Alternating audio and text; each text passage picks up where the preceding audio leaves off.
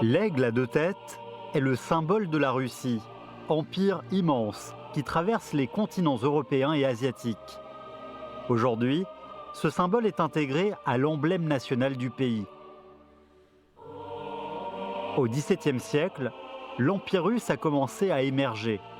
Cependant, ce vaste territoire ne pouvait pas rattraper le retard du régime. La pauvreté n'arrivait pas à réprimer le désir pour le beau. L'Empire russe regardait l'Occident et l'Orient en même temps. Tirant les substances des deux côtés, il se fortifiait petit à petit. Au cours de ce processus, la sinologie russe est née. Elle a ouvert la porte ancienne de la Russie comme une clé, indiquant la direction à suivre pour son émergence.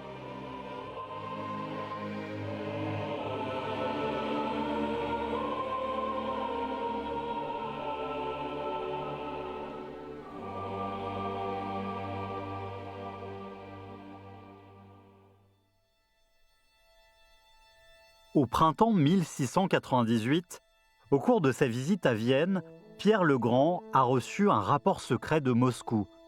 Selon les informations de Beijing, des prisonniers de guerre et des Russes ont construit une cathédrale.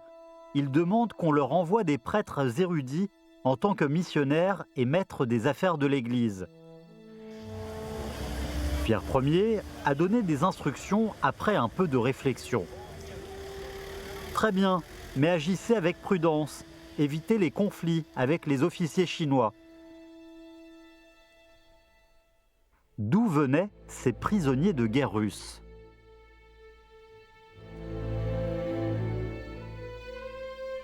En 1689, l'armée chinoise a repris la ville d'Albazino, occupée par la Russie. Elle a capturé 109 prisonniers de guerre, dont 59 se sont soumis et se sont rendus à Beijing. Pour les apaiser, Kangxi leur a donné un temple consacré à Guanyu comme lieu de prière pour ses orthodoxes. C'est la cathédrale du rapport secret.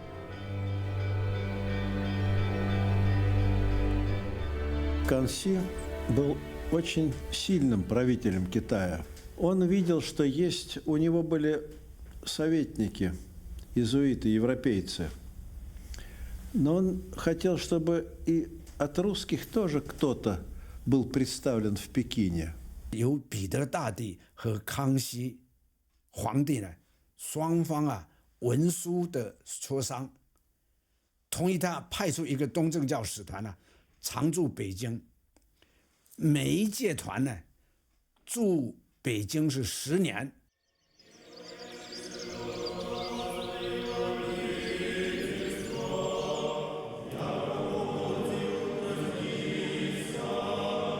En réalité, les missions religieuses en Chine, en tant que correspondants, avaient pour mission de fournir un service religieux aux Russes de Beijing et de transmettre les nouvelles de Chine.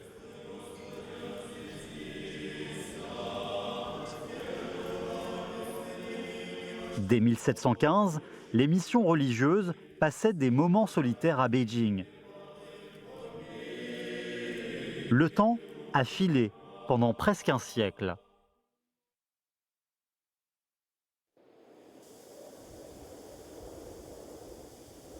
En 1799, durant le séminaire de Kazan, deux jeunes professeurs ont sombré dans la douleur et la confusion. Bitchourine et son cousin. Ils étaient tombés amoureux d'une même fille. Они условились, что дадут ей право самой самостоятельно выбрать одного из них, другой же смирится с этим и примет монашество.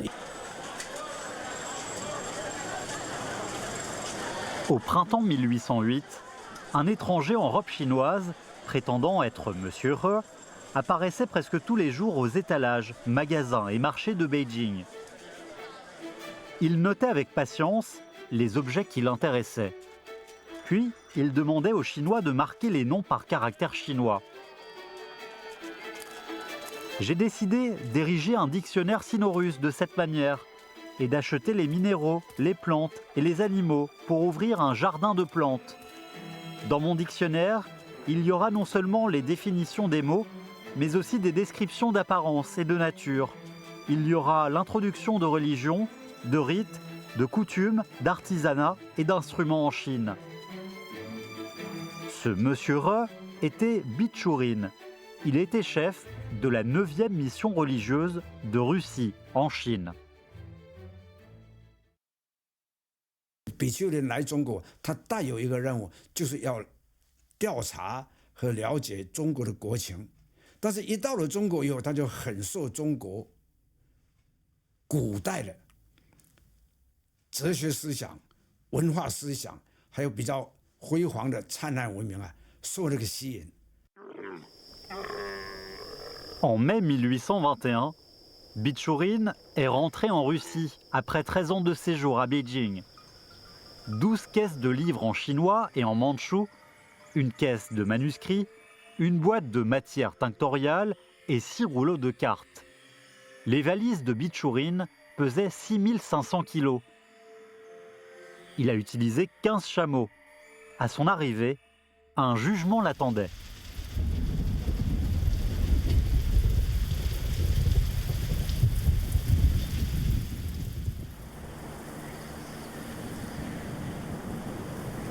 Le lac Ladoga est le lac d'eau douce le plus grand d'Europe. Plus de 600 îles de toute taille se dispersent sur le lac. L'île Valham est la plus connue. Le monastère Valham fut construit au début du XIVe siècle.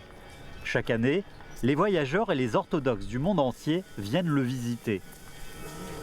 2 siècles avant, c'était une prison destinée à emprisonner les croyants qui avaient commis des vices religieux. En septembre 1823, un nouveau prisonnier est entré au monastère Valham. 比丘林呢，驻华是14年，他不但调查中国的国情，不但是看书面的东西，而且他到社会去调查。 И, по сути, отошел от первоначальной цели именно проповеди христианства среди китайского населения. В результате это не понравилось, естественно, церковному начальству в Санкт-Петербурге.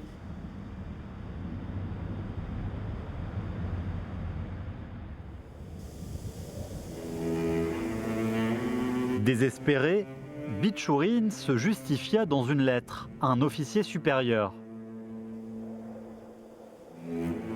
Il écrivit « Je ne veux pas laisser une impression immodeste aux gens, mais si je peux me défendre, je dirais que pendant ces 13 ans de recherche sur la Chine, j'ai réalisé 5 fois ce qu'ont fait les missions du siècle passé. »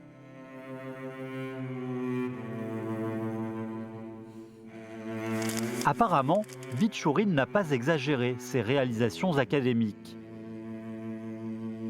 Quiconque a vu ses manuscrits admire ses connaissances sur la Chine. Des officiers ont tenté de plaider pour lui. Le ministre des Affaires étrangères russe a demandé à l'empereur de le dispenser de cette peine. Mais Alexandre Ier avait ses raisons assez majestueuses.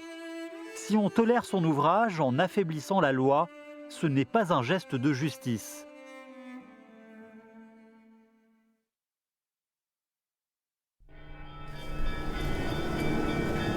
L'hiver 1826, une lumière heureuse a pénétré dans le monastère Valham.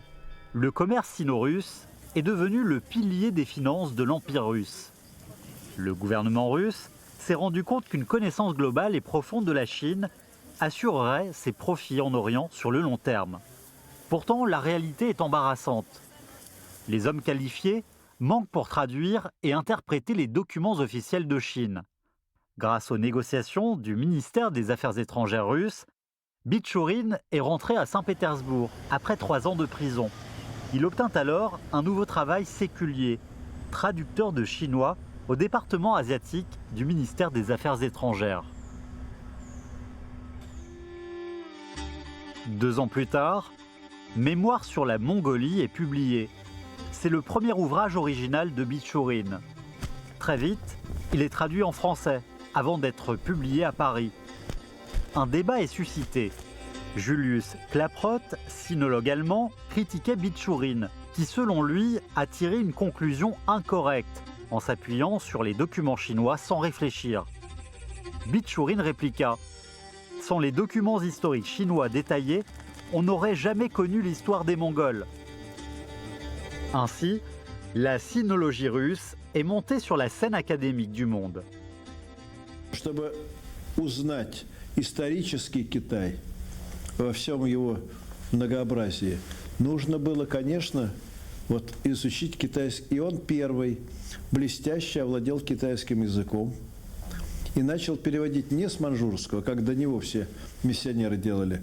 Маньчжурский легче гораздо, а с китайского. Bichurin 也来中国首先他重视满文的和蒙古文的资料，以后呢，他开始从中文翻译成俄文，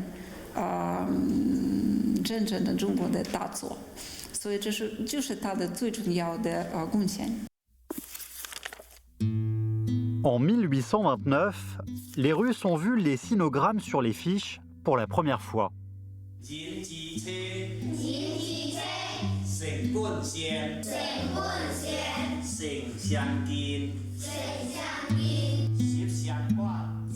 Bichurin expliquait que classique des trois caractères éclairait les concepts philosophiques chinois difficiles à comprendre pour les Européens. Dans Literaturnaya Gazeta se trouvait un commentaire enthousiaste de Pouchkine, ami de Bichurin. Il a écrit que classique des trois caractères laisse voir les vertus et la sagesse des Chinois. La philosophie orientale avait l'air ancienne aux yeux des Européens, mais elle a aussi une ampleur surprenante.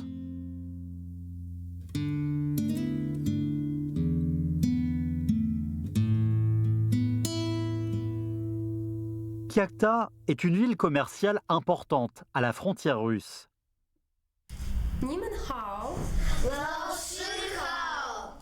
Le 18 mai 1835, Bichurin est apparu à la cérémonie de rentrée de l'école spéciale de chinois à Kyakhta.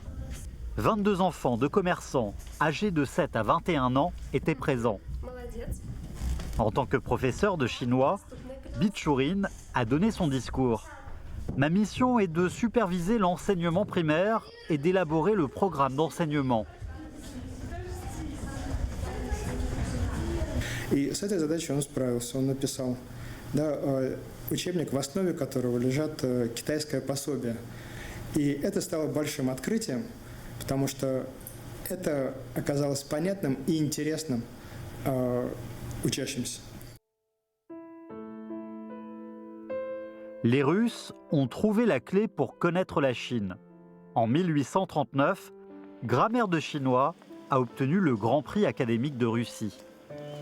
L'université de Kazan et l'université d'État de Saint-Pétersbourg le prenaient comme manuel de chinois. Le prêtre Bichurin fut reconnu parmi les intellectuels, renommé le sinologue dont nous sommes fiers. Il fréquentait les salons des célébrités du milieu culturel, parlant d'une Chine civilisée avec une loi complète, une Chine différente de celle décrite par les missionnaires européens. Il pensait même que Jésus n'est pas forcément plus sage que Confucius.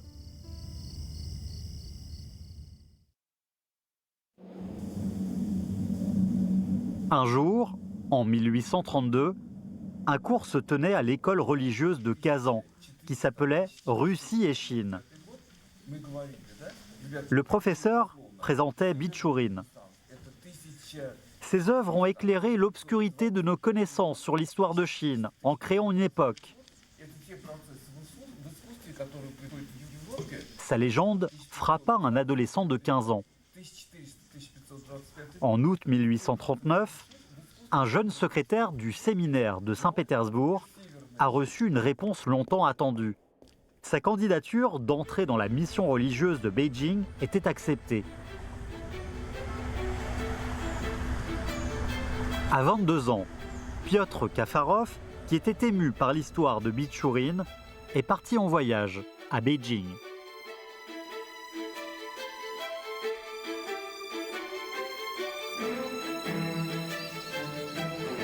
Au printemps 1842, à Beijing, Tougarinov, chef de la 12e mission religieuse, a écrit dans une lettre « Paladi s'adonne à la recherche du bouddhisme avec une ferveur rare.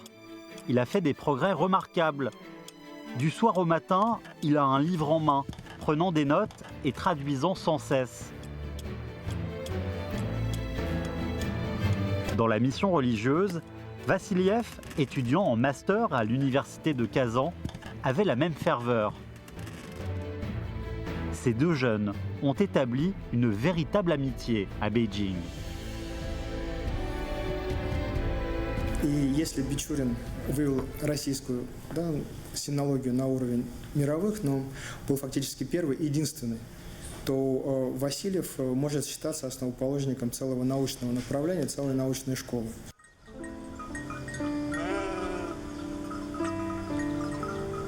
Sur son chemin vers Beijing, Vassiliev a pris des notes sur ses sentiments. « Je suis plein de plans dans ma tête. Faites que je puisse en réaliser le 10e. Oh mon Dieu, qu'est-ce que j'ai envie de goûter au vin du succès. J'ai des plans pour la théorie du bouddhisme et le tibétain. À part cela, j'ai des plans pour étudier la civilisation chinoise, qui a une longue histoire et une littérature brillante. » Cependant, la réalité fut un peu cruelle pour Vassiliev. Il n'était pas un clerc envoyé par l'Église, ni un étudiant sélectionné par le ministère des Affaires étrangères. Le chef de la mission, qui méprisait le personnel non religieux, n'aimait pas Vassiliev et refusait de lui fournir les conditions basiques d'études. Personne n'est heureux, notamment moi. Bien sûr, je n'ai pas subi de punition corporelle.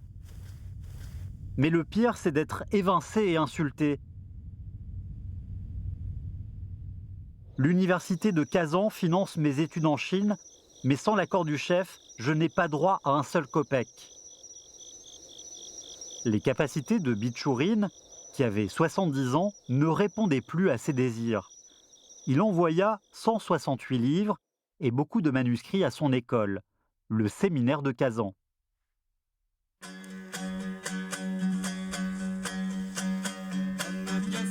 Recueil des notices sur les nations de l'Asie centrale ancienne. Le dernier ouvrage de Bichourine est publié en 1851. Pour de nombreux livres d'histoire chinois, Bichourine a rédigé une histoire des nations sur les frontières chinoises du 2e au 9e siècle, composée de traductions, éditions, annotations et annexes. Lorsque Julius Klaproth, qui critiquait toujours Bichourine, l'a lu, il a exprimé son admiration. Le prêtre Bichourine a fait ce qu'un milieu académique ne pourrait faire.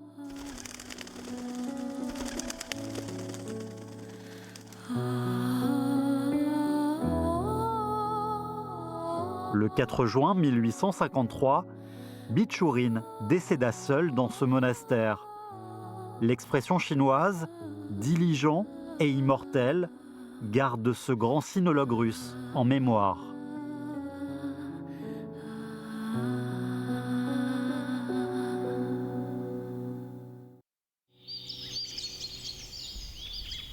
En septembre 1850, âgé de 33 ans, Paladi est revenu à Beijing en tant que chef de la 13e mission religieuse. Sous ses conseils, recueil des écrits des missionnaires orthodoxes russes à Beijing est publié à Saint-Pétersbourg en 1852, incluant ses propres écrits. Pendant les 14 ans à venir, 4 volumes au total furent publiés. C'est la seule revue spécialisée publiée sans interruption sur la Chine sous l'Empire russe. 马克思写字门论里面出现了这个前代的一个中国的官员，就相当于我们财政部的副部长，叫王茂英。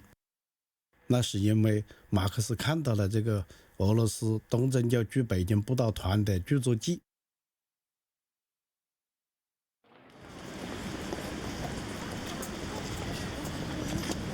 En janvier 1851, Vassiliev est retourné au bureau de l'enseignement de chinois. Il était chargé de faire maîtriser le chinois aux élèves. Grammaire de chinois, de Bichurin, a à peu près résolu les problèmes de grammaire. Mais mémoriser cette écriture figurative constituait toujours le plus grand obstacle pour les étudiants en chinois de Russie et de toute l'Europe.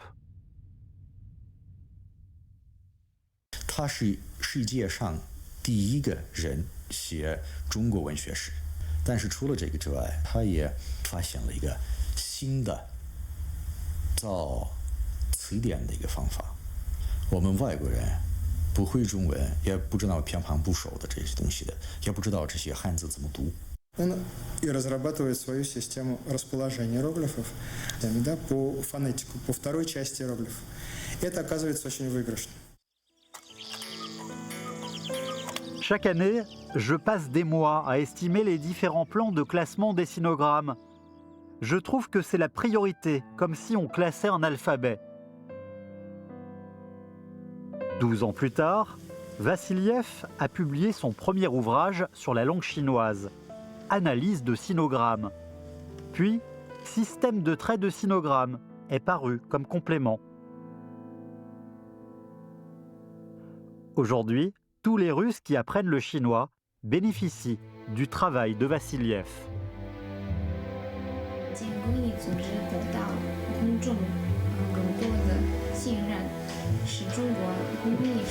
En 1855, Vassiliev fut nommé directeur du bureau de l'enseignement du chinois au département des études orientales à l'Université d'État de Saint-Pétersbourg.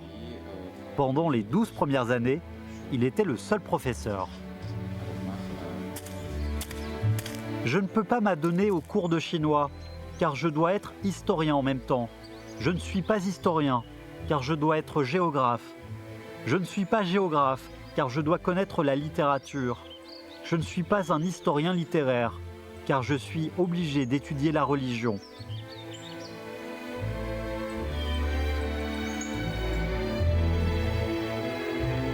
L'année 1857 a vu paraître la première partie de Bouddhisme, ses dogmes, son histoire et sa littérature de Vassiliev.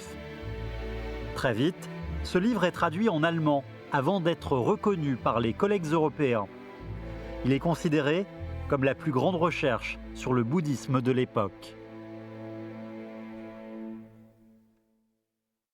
К сожалению, он написал большое количество по буддизму, много страниц, и положил в отдельной комнате. А прислуга не знала, что это нужная вещь. И когда печку топила, использовала эту бумагу для того, чтобы топить печку. И почти все вот эти рукописи по буддизму сгорели. Это была трагедия для него. Au printemps 1871, Paladi a refusé toute activité sociale à Beijing. Il travaillait jour et nuit, sans sortir de la maison. « Je ne suis pas en forme, je n'arriverai peut-être pas à finir mon dictionnaire sino-russe. » Dieu ne lui laissait pas beaucoup de temps. Le 6 décembre 1878, de retour de Marseille vers son pays, Piotr Kafarov est décédé, âgé de 61 ans. Il vécut 31 ans en Chine.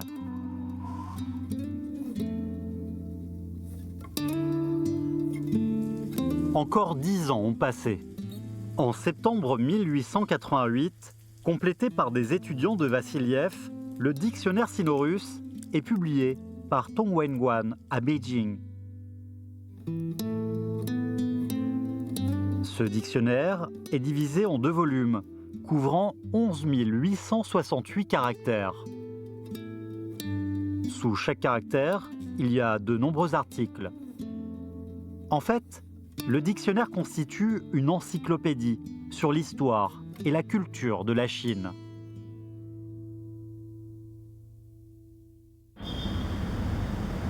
Ce dictionnaire a gagné une immense admiration en France, centre de la sinologie du monde. Chavannes a dit « Quand les dictionnaires de Chine ne peuvent pas aider, celui de Paladi sert de dernière preuve. » Paul Pelliot exigeait aux élèves du Collège de France d'apprendre le russe. Son but était de se servir du dictionnaire de Paladi.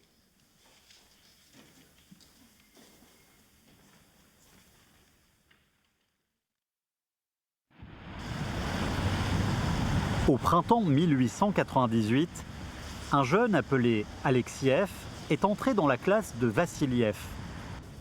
Le professeur avait pris sa retraite depuis longtemps, mais il continuait d'enseigner le chinois aux étudiants. Alexiev 院士这么开始学中文，他那时候对中国没什么兴趣。到那儿去学习，或者到那儿去学习，他那个拿了一个铅笔，哎，中文还好嘞，去了学中文。Au printemps 1907, une expédition française est apparue dans la région du Huaibei, en Chine. Un jeune russe se trouvait parmi l'équipe. C'était Alexiev. 3 ans plus tôt, il a fait connaissance de Chavannes, chef d'expédition lors de ses études en France, dont il est devenu le disciple. Le thème de l'expédition de Chavannes était l'archéologie au champ. Alexiev espérait rester plus longtemps dans les villes et à la campagne, parce qu'il y avait des peintures de Nouvel An, inscriptions et temples. Les peintures de Nouvel An ont suscité son intérêt académique. J'ai acheté des milliers de peintures de Nouvel An que personne n'avait vraiment étudiées. Selon Alexiev, les peintures de Nouvel An sont aussi importantes que les grottes de Mogao. Ces peintures de Nouvel An représentent joie et décoration dans la vie misérable des Chinois. Elles incarnent leurs rêves pour le beau. Il pensait qu'il pourrait creuser la tradition nationale profonde chinoise dans ces peintures bon marché. «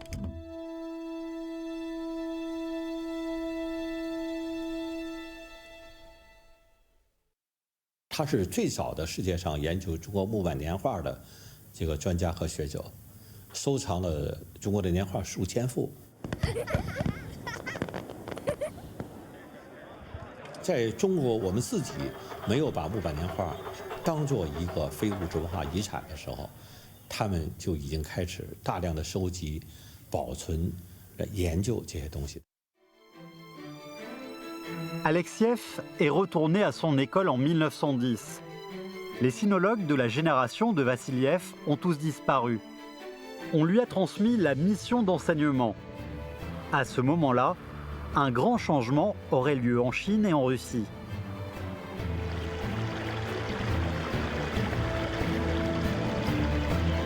Le 12 février 1912, l'empereur Xuantong a abdiqué.